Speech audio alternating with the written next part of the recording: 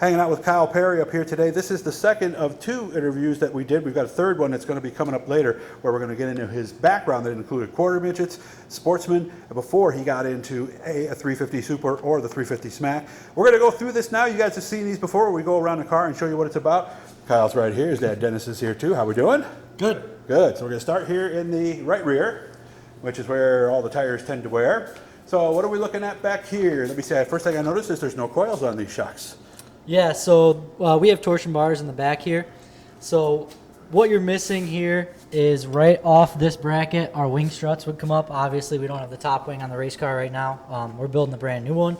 So, but yeah, this is the rear end. So torsion bars in the rear. Mm-hmm. Okay. Then you see our painted rod mount back here. Yep, right there.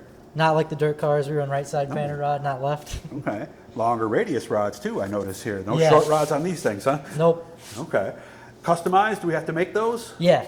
Yep. And then our Nerf bar is missing here too, but the Nerf bar comes out in between the wheels. I notice we do have the support on the right side to keep your head for when you're going in the corners, right? Yeah, so there's a lot of centrifugal force, especially going through the corners. You get thrown around to the right pretty good going around there. So We're going to show you inside when we get around to the next side of the car. So once again, there's your radius rods there. Straight front axle, pretty much, so no independent on this. Yeah, no, the regular Supers, the big block Supers, they can run independent, but we have to run the straight axle. Mm-hmm.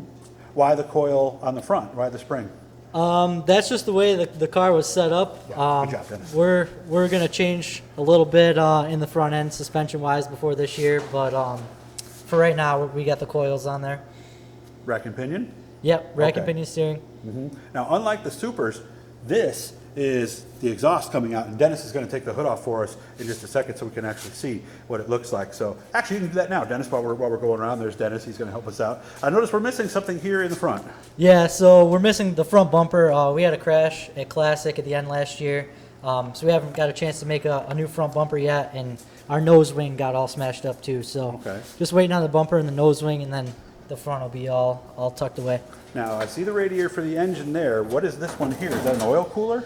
Nope, so that's a second radiator. A second radiator. So we found that with one radiator, we would run a little bit warm. Mm-hmm. So when we run 2 radiators, keeps it right around 190, 200, so that's right where we want to be. Okay. Yeah, because I would think where this other radiator is, that it's not going to get as much air as this one in the front. Am I right? Yeah. Or no? Yep. Okay.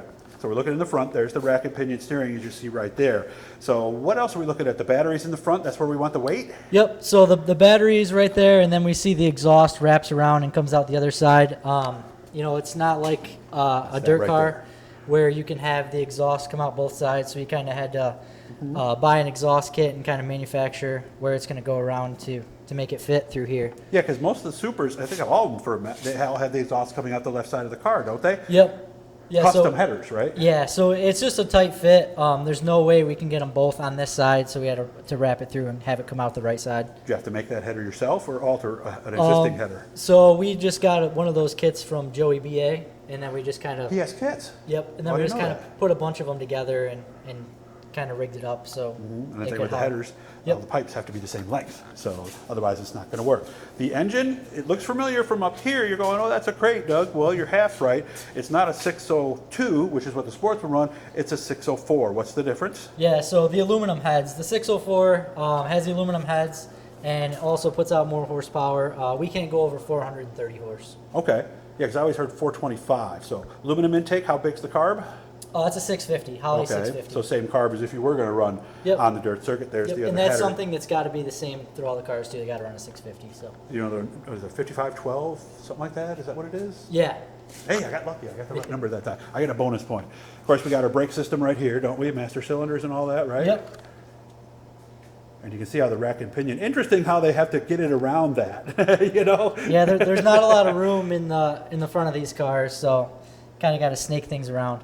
Okay, we're going to keep moving around. I got to make sure I get that out of there. So let's look at the rear end first. This is always the part I always like about these cars. Boy, that left side axle can't be more than, what, 6 inches, 8 inches, something like that? Yep, so we just built a brand new torque arm.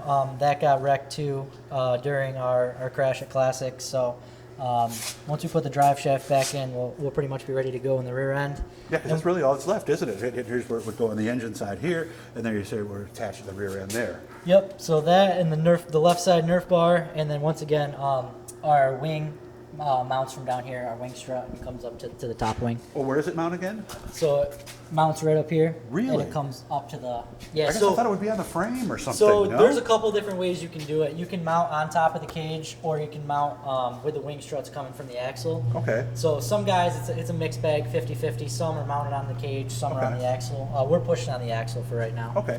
What is this piece right here that goes across there?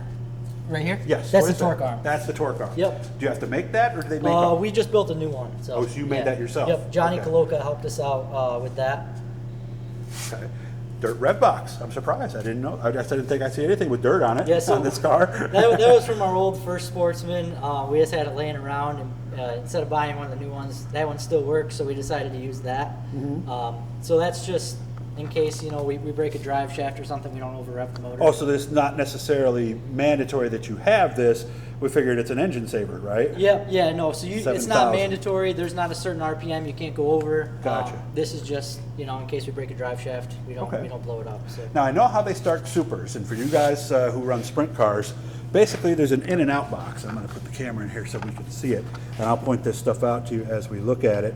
The in and out box, this is it right here. So there's forward and a backward position, correct? Yep. And which is which? Yep. So when it's backward, it's out of gear, and then you push it forward, and it'll lock in place. That's putting it in gear. So once you get it in gear, the push truck will come behind you. They'll start pushing you, and then once you see the oil pressure get up to around 20, 30, that's when you flip the switch and fire it up. So basically it's exactly the same as a sprint car. There's the oil pressure gauge right there. I don't know if you can see it. There it is. And over here, of course, there is our water temperature as well. No tack. I guess I'm kind of surprised. Yeah, that's one thing. We're going to redo our dash here in the next couple weeks, and we got a tack we're going to put in there. So. Okay. Looking over here on the right side of the car, that's our fuel shutoff, correct? Yep. The blue, right? Yep. The blue's the fuel shut off, and then the red is the fire bottle. Pull it back, right? Yep. Okay. And you can see how they have to label that. That has to be labeled so if something happened, the crew or whoever the safety people are can look in and see, right? Yep. Okay. Standard Kirky seat, not a full containment, or is it a full containment? It's a full seat? containment, yep. Okay, it is. So let me zoom out here. Dennis almost got in the shot there. He moved pretty quickly, so good job. Like the Supers, I know they have more than one fuel cell, but you guys don't run those longer races. You don't need that, do you? Right. Yeah. A normal feature for us is 25 laps. So they have a rule you can only run one fuel cell. So this is a 14-gallon one. So that's all we have here in the back. And no body work on the back. That's the way it's supposed to look. Can you Yes. put body work on there? Can you put tin around it or no? We're going to dress it up a little bit. We did have a tail section on there, but we took it off due to some rules. So for right now, it's like this, kind of empty back here. But Okay. we're going to go ahead and do some body work in the next couple weeks. What is this for? That's for the shock mounts. That's for the shock mounts. Okay, Yep. all right. And as you can see, we're looking at it from the back side now. So you can see where the drive shaft would go. And of course, you can see the color of the heads. That tells you that they're aluminum. And so again, this is quite the deal here. Can't wait to see you out here. There's some folks you want to say thanks to for getting you on the track this year? Yeah, I have to give a big thanks to Bellinger Auto Sales and Service, 21 Tequila, and Orange Crate Brewing Company. Oh, he's involved too. Okay, all right. Yep. Down there on the hill, down in Yep. SU. So what's his name again? He used RC. to RC Fagel, right? Yep. Used to race in the sprint cars. So thanks for having us out. I hope you guys learned a little something from this. I know I sure did. Make sure to keep supporting us. Hit that down there and subscribe, like, all that good stuff, and hit the PayPal if you can do anything to help us out. Thanks for having me out, Kyle. Great job. Thanks, Doug.